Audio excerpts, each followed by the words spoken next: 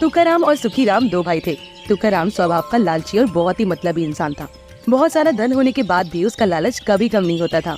वहीं सुखीराम गरीब परिवार में अपनी पत्नी लक्ष्मी के साथ रहा करता था, लेकिन वो दिल का बहुत ही अच्छा आदमी था। सुखीराम के पास परिवार को चलाने के लिए तुकाराम से मिला हुआ केवल एक खेत का आधा हिस्सा ही था। ऐसे ही एक दिन सुखीराम जब खेतों में हल चला रहा होता है, तभी तुकाराम वहाँ आता है और बोलता है, तो सुखीराम, कैसा चल रहा है खेत का काम? मुझे मेरी खेत की जमीन का कर्ज भी चाहिए।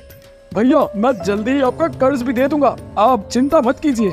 हाँ हाँ ठीक है, जितनी जल्दी हो सके उतनी जल्दी मुझे मेरा पैसा दे दो। इतना कहकर तुकाराम वहाँ से चला जाता है। तभी वहाँ पर लक्ष्मी सुखीराम के लिए खाना लेकर आती है और बोलती है, जी हम इस खेत पर इतनी मेहनत करते हैं, फिर कहीं जाकर हमारा खेत हरा भरा हो पाता है। तुकाराम भैया ने पहले ही चालाकी से हमारी सारी जमीन हड़प ली और जमीन के नाम पर हमें बस खेत का एक छोटा सा टुकड़ा दे दिया है। उसमें भी हर महीने खेत के टुकड़े का ये हिस्सा हमसे किराया लेते हैं। आप कभी अपने भाई से कुछ कहते क्यों नहीं है? लक्ष्मी, ऊपर वाला सब देख रहा है, वह कभी किसी के साथ कुछ गलत नहीं होने देता। तुम चिंता मत करो, देर से ही सही पर हमारे जीवन में भी खूब रोशनी होगी। सुखीराम की बात सुनकर लक्ष्मी शांत हो जाती है, जिसके बाद दोनों पति पत्नी खेत में ही खाना खाते हैं। दिन गुजरते चले जाते हैं। सुखीराम इतनी मेहनत और लगन से खेती में काम किया करता था कि वह जितनी भी खेती करता उससे आराम से इतना धन प्राप्त हो जाता था कि वह अपना खर्चा पानी कर सके और तुकाराम को उसका किराया भी दे सके। ऐसे ही तुकाराम एक दिन अपने घर में बैठा बैठा सोचता है, वैसे तो मैं अपने भाई से उस जमीन के टुकड़े का किराया ले ही रहा हूँ। अब अच्छा होगा कि मैं उस जमीन को पूरे तरीके से अपने नाम कर लूँ। मैं बड़ा भाई हूँ, सब कुछ मेरा है।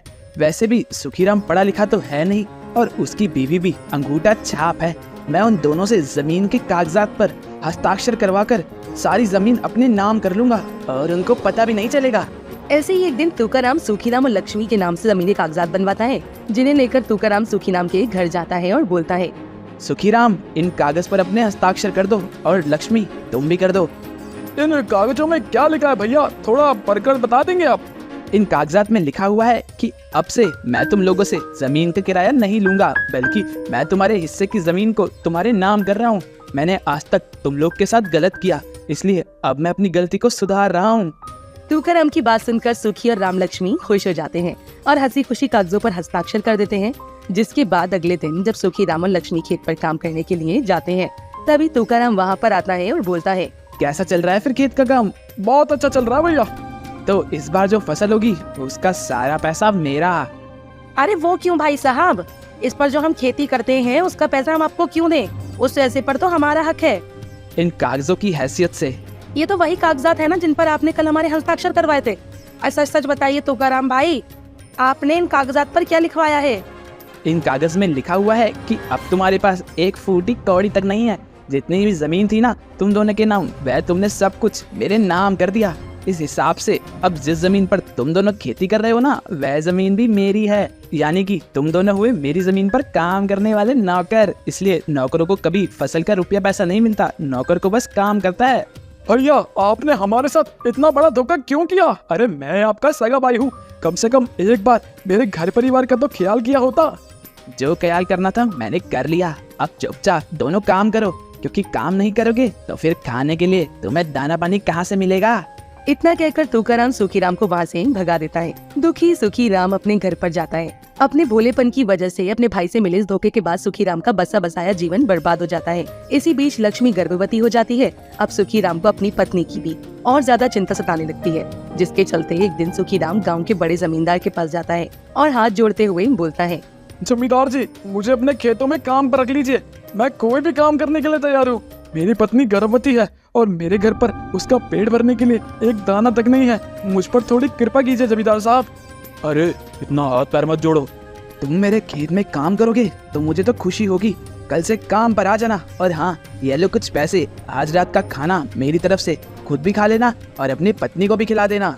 सेठ की दरिया दिली देखकर सुखीराम बहुत खुश होता है और पैसे लेकर घर पहुंचता है, जिसके कई दिनों के बाद सुखीराम और लक्ष्मी का पेट भर खाना खाते हैं। अगले दिन से सुखीराम जमींदार जी के यहाँ खेतों पर काम करने लगता है। सुखीराम खेतों पर इस कदर मेहनत किया करता था कि खेतों में उगने वाला हर पौधा शान से लहराता है। लगातार मेहनत करने के बाद जमींदार के खेतों में सुखीराम के द्वारा की गई फसल लहराने लगती है। इतनी सुंदर फसल आज से पहले जमींदार के खेतों में कभी नहीं हुई थी। फसल की कटाई का समय आता है। जमींदार को फसल का अच्छा खासा दाम मिलता है। तभी जमींदार सुखीराम से बोलता है, सुखीराम, तुम्हारा तो तुकाराम नाम का भाई है ना, उसके पास तो इतना धन दौलत है, तो क्या तुम्हारे भाई ने तुम्हें तुम्हारे हक का जमीन जायदाद नहीं दिया? जी ऐसा कुछ नहीं है। मेरे पिताजी मरते मरते सब कुछ मेरे बड़े भैया के नाम ही कर गए, तो जिस चीज पर मेरा हक ही नहीं है मैंने उनसे कभी मांगी भी नहीं।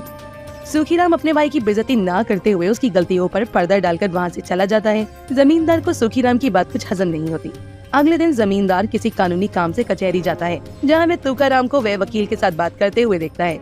कुछ देर बाद तुकाराम वहाँ से चला जाता है। जिस वकील से तुकाराम बात कर रहा होता है वह वकील जमींदार का अच्छा दोस्त था।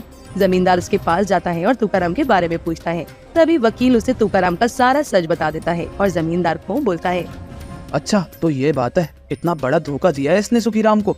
बेचारा सुखीराम इसके खिलाफ एक बुरा शब्द तक नहीं बोला। सुनो मेरी बात, अब जैसा मैं बोल रहा हूँ बिल्कुल वैसा करना। इस धोखेबाज आदमी को हम धोखे से ही ठगेंगे और सुखीराम को इंसाफ दिला कर रहेंगे। उसे उसका हक जरूर मिलना चाहिए। जमींदार सुखीराम को इंसाफ दिलाने के लिए वकील के साथ मिलकर एक योजना बनाता है। अगले दिन में तुकाराम के घर जाता है और बोलता है, तुकाराम साहब, एक बहुत बड़ी दिक्कत हो गई है। अरे क्या हो गया वकील साहब?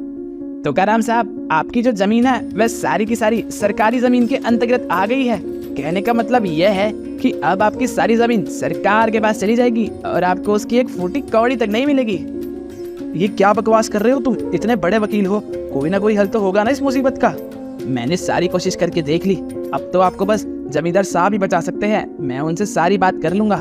उनकी सरकारी दफ्तर में बहुत अच्छी जान पहचान है। वह आपकी जमीन को बचा सकते हैं, लेकिन उसके लिए आपको अपनी सारी जमीन के कागजात उनके नाम करने होंगे। वो आपको आपकी जमीन वापस दे देंगे। अब आप देख लीजिए कि आपको सारी जमीन गंवानी है या फिर बचानी है। अपनी जमीन जाने के डर से तुकाराम वकील की बात मान जाता है और अपनी प्रॉपर्टी के सारे कागजात वकील को दे देता है। वकील उस सारे कागजात को ले जाकर जमींदार साहब को दे देता है, जिसके बाद वो जमींदार वकील से उन कागजों को सुखीराम के नाम पर बनवाने के लिए वकील को दे देते हैं। जिसके बाद बड़ी ही चालाकी के साथ वकील उन पर तुकाराम के दस्तखत ले लेता है। जिसके बाद जमींदार लक्ष्मी और सुखीराम को लेकर तुकाराम के घर पहुँचता है और बोलता है, चलो तुकाराम, जल्दी से यह घर खाली करो। यह घर अब सुखीराम और उसकी बीवी का है। ये क्या मजाक कर रहे हैं आप जमींदार साहब? ये भूखे नंगे मेरे घर में क्या कर रहे हैं? वकील साहब अंदर आ जाइए, कागज साथ लेकर आइए, जरा तुकाराम को सच बताइए। जमींदार की आवाज देने पर बाहर खड़ा वकील घर के अंदर आता है। जिसके बाद वकील सभी के सामने सारा सच बताता है। तभी जमींदार बोलता है, बुरा लग रहा है ना? जब खुद के साथ धोखा होता है तभी एहसास होता है कि धोखा करना कितना ज्यादा हानिकारक होता है। सुखीराम और लक्ष्मी को जब सबसे ज्यादा तुम्हारी जरूरत थी तब तुमने उन्हें मरने को छोड़ दिया। इसलिए मैंने सुखीराम को इंसाफ दिलाया और अब तुम जाओ जेल की सलाखों के पीछे। इस तरह जमींदार तुकाराम को पुलिस के हवाले कर देता है और सुखीराम का जीवन फिर से सुखी हो जाता है।